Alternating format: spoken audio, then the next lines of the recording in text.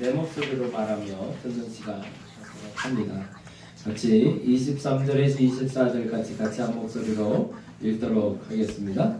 아버지께 참되게 예배하는 자들은 영과 진리로 예배할 때가 오나니 곧 이때라.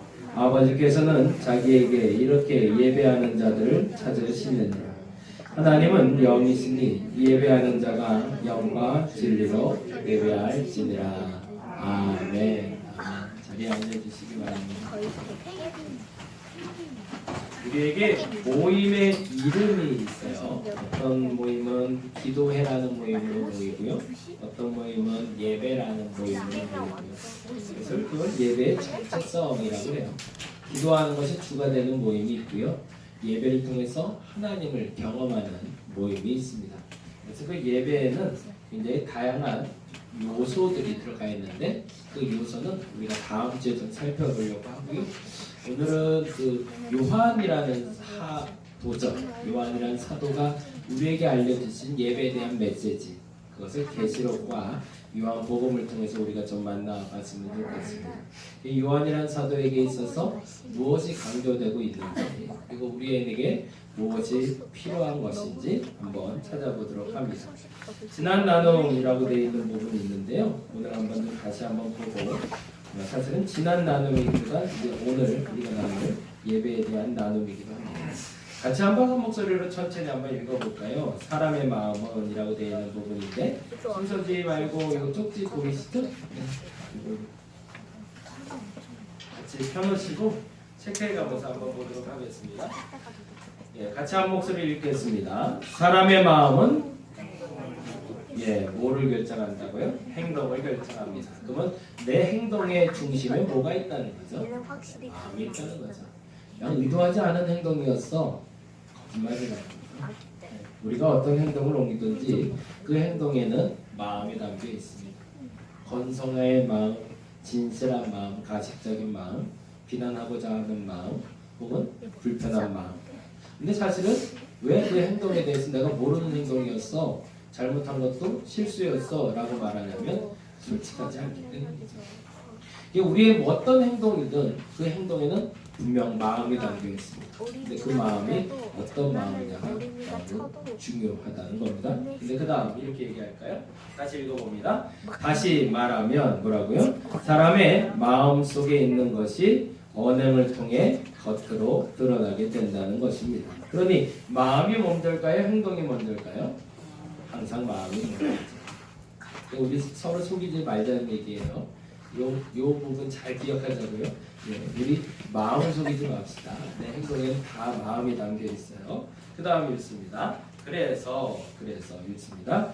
그래서 우리 마음 속에 주님이 있다면 이렇게 하시나요? 속이지 말자 그랬습니다. 진짜 우리 마음 속에 예수가 계시다면 우리 이렇게 예배 못 드립니다. 그 말이 무슨 말인지 이해가 되시나요?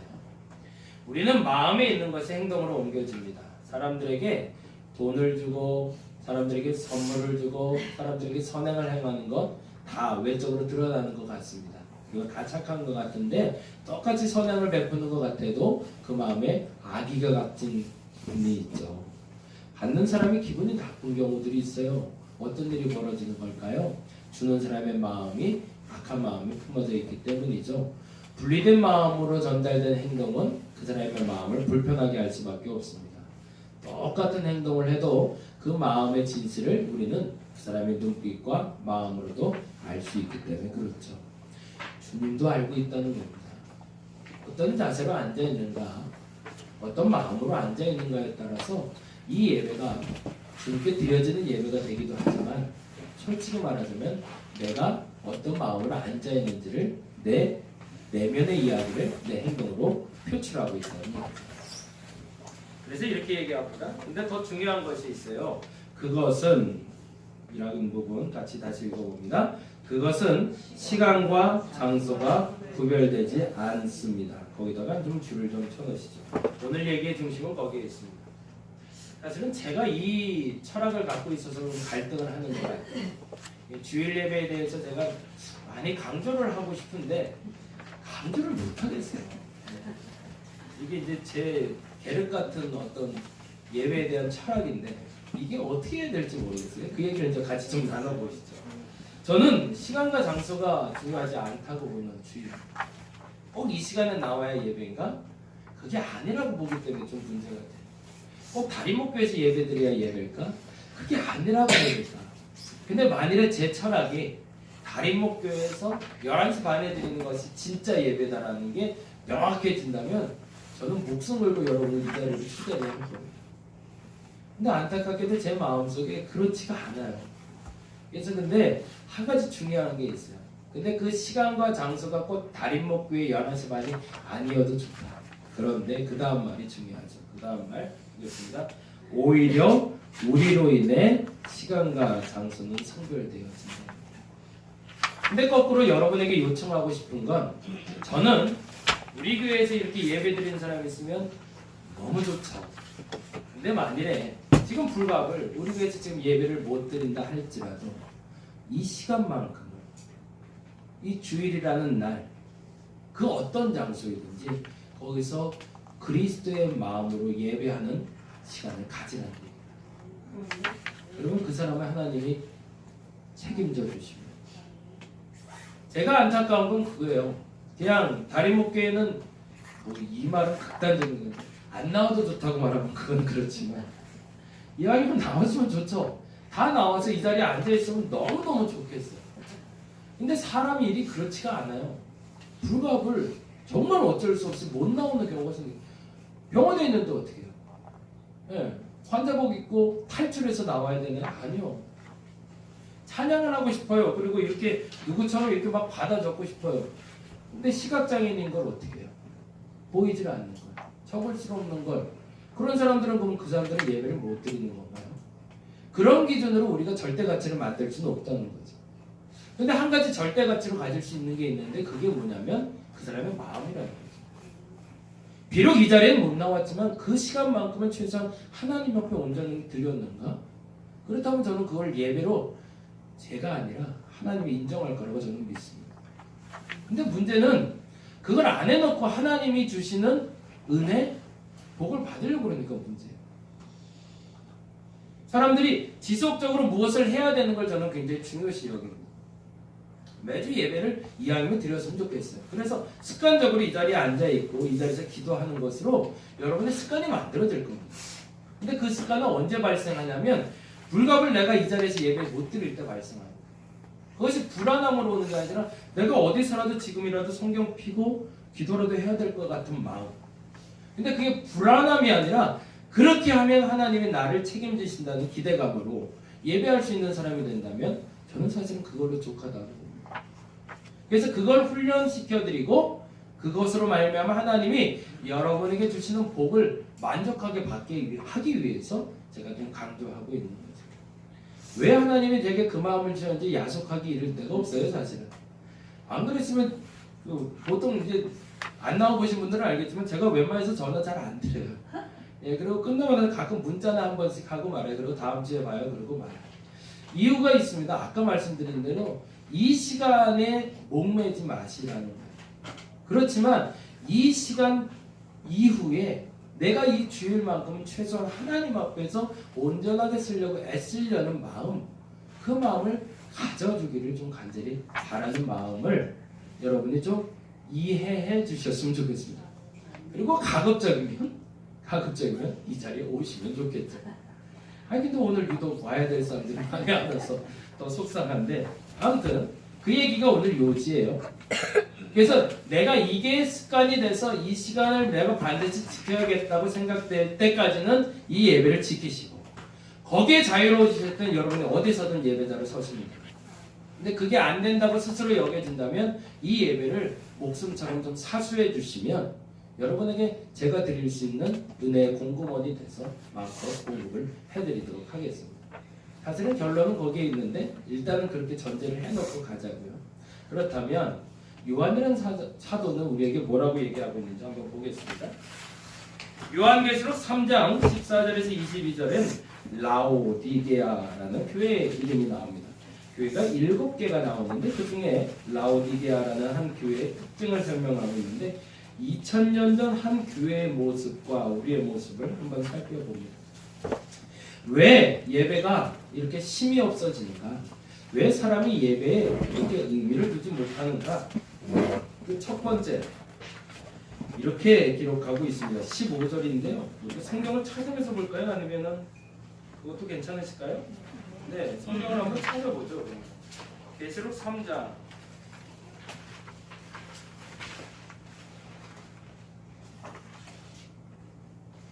3장 14절 말씀이에요. 자, 3장 14절 같이 한 목소리로 읽어보도록 하겠습니다. 3장 402페이지에 있고요. 사실은 오늘 나눈 얘기는 이재철 목사님의 책에는 있지 않고 제가 개인적으로 갖고 있는 예배에 대한 가치관을 여러분에게 알려드리는 겁니다. 3장 14절 먼저 읽어봅니다. 같이 읽겠습니다.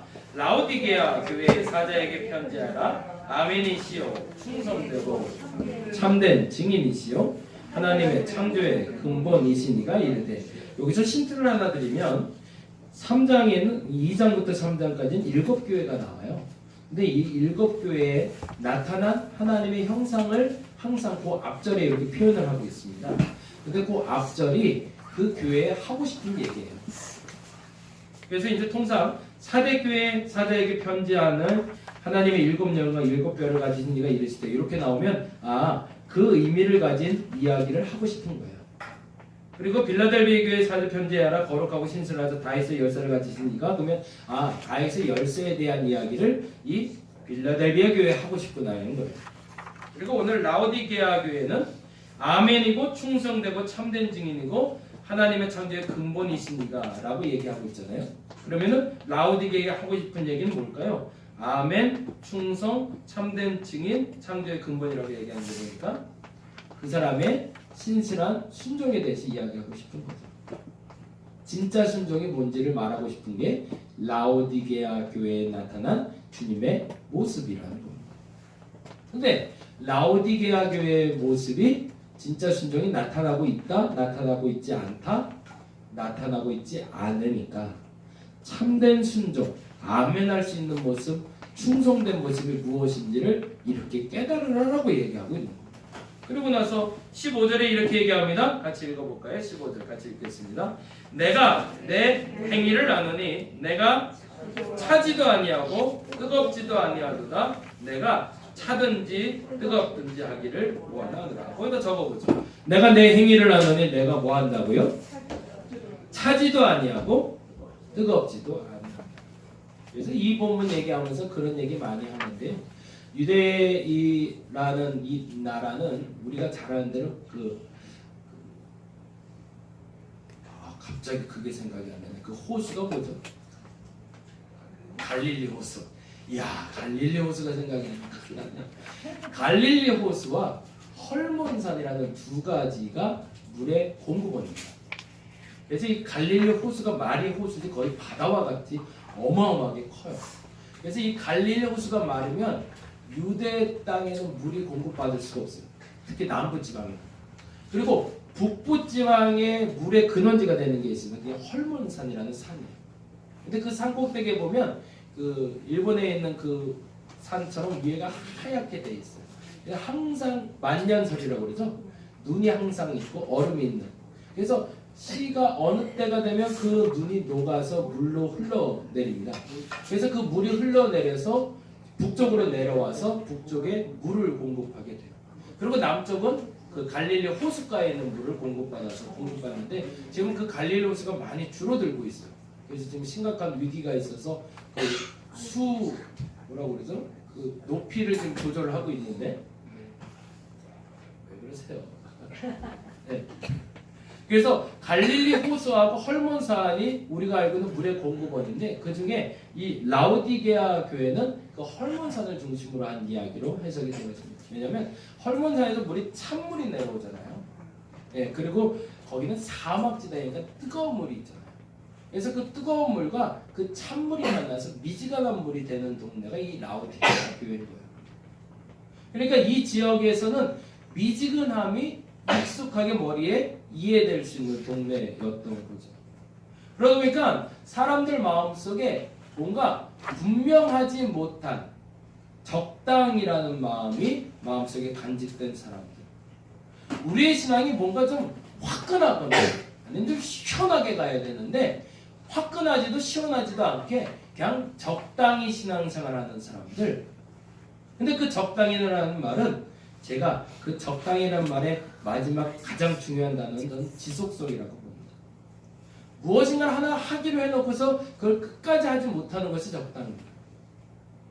영어 공부해야지. 안 되더라고요. 왜 안 될까요? 어느 순간에 멈춰져 있는 나를 봐요. 그리고 이만큼만 하면 될 것 같아요.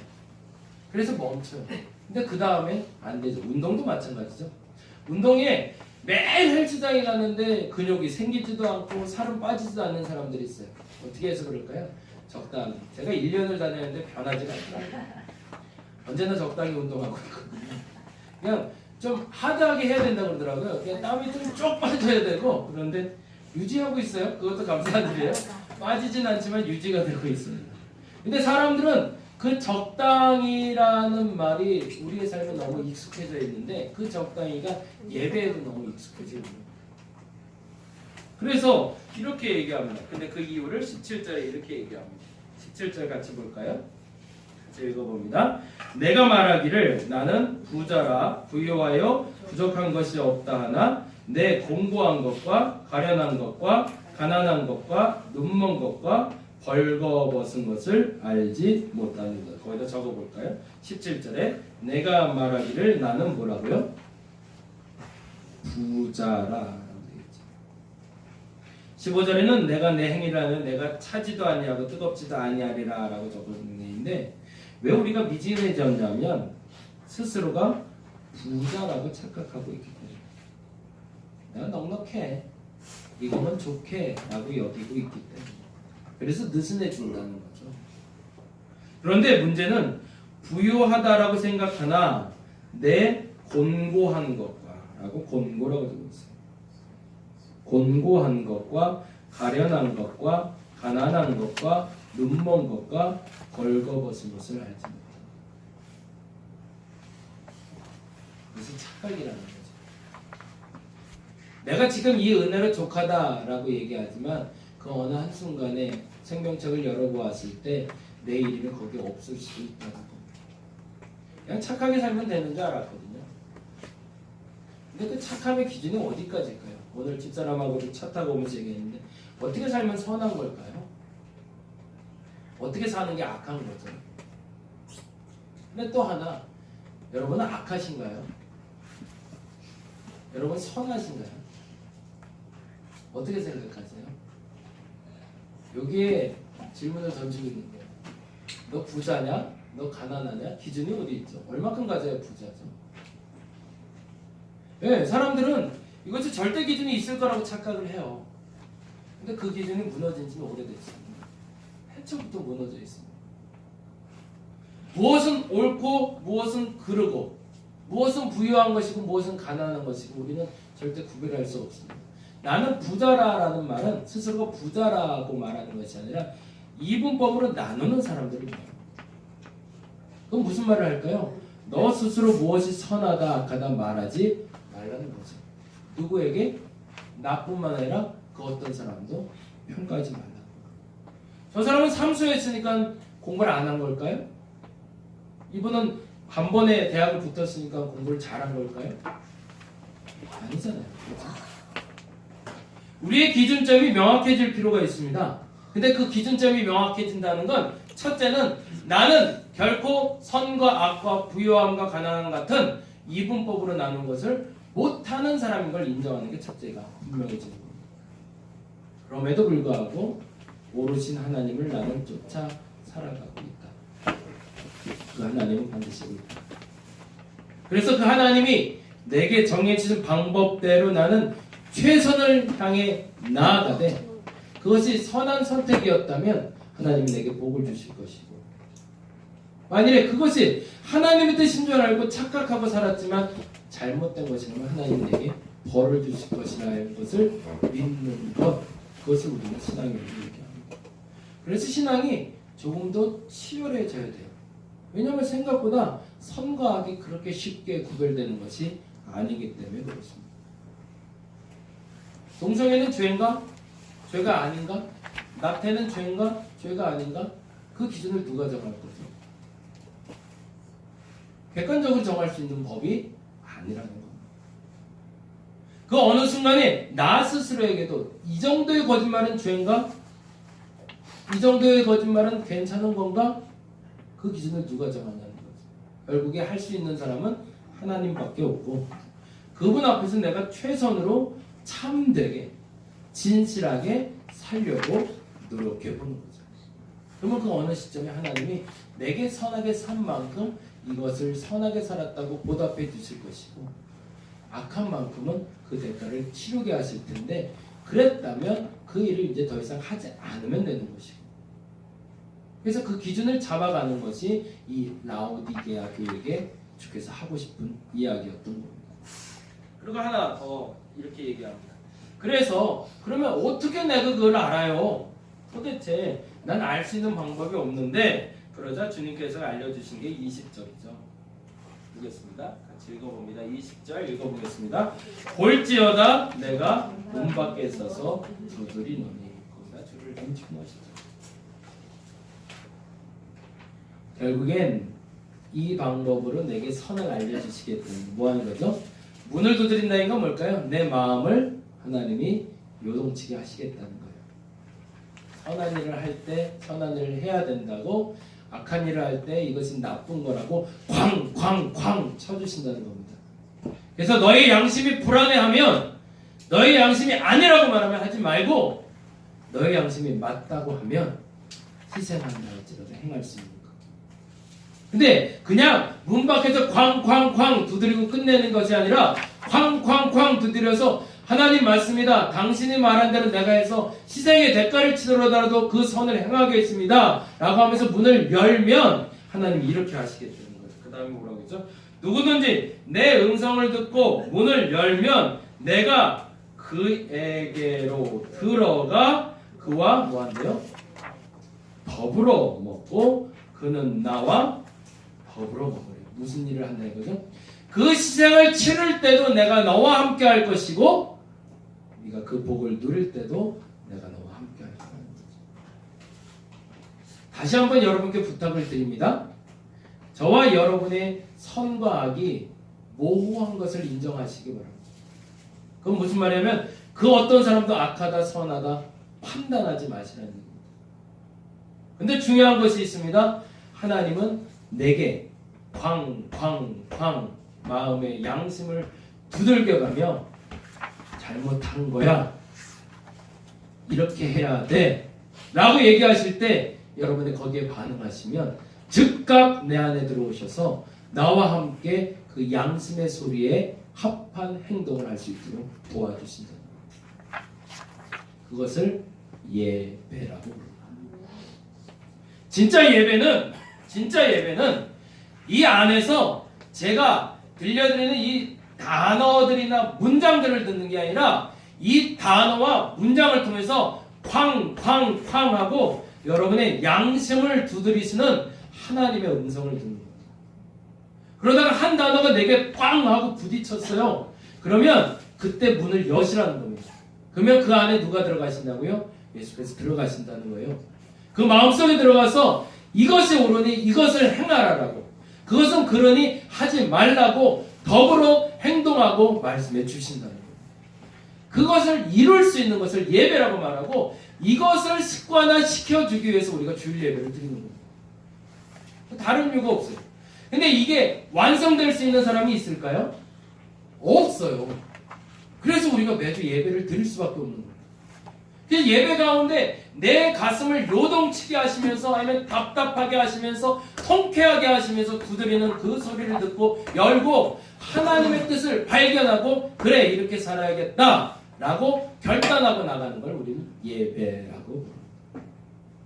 그러면 요한이 요한복음에서 사마리아 여인을 만나면서 했던 얘기로 다시 한번 돌아가 봅니다. 같이 한번 볼까요? 먼저 출애굽기 말씀 하나만 잠깐 보고 갈게요. 그건 한번 좀 적어봅니다. 그 위에 있는 거 제가 먼저 읽고 갈게요. 하나님의 백성들에게 하나님의 임재는 가장 소중한 것 중 하나입니다. 하나님께서 임재하신다는 것은 생명력 있는 삶의 시작을 말하기 때문에 그렇습니다. 그건 무슨 말일까요? 그동안 시간을 죽고 살렸다가 시간이 죽어있는 시간이었다가 주께서 내 마음에 들어오시면서 그 시간이 살아나기 시작한다는 거예요. 내가 하는 그 일이 생명을 갖기 시작한다는 거예요. 싹이 나기 시작하고 열매 맺기 시작한다는 거예요. 내 삶에 보상이 있고요. 복이 있을 거예요. 근데 모세는 출애굽기에서 하나님의 임재 경험을 다음처럼 이야기하고 있습니다. 이 경험이 언제 얘기한 거냐면요.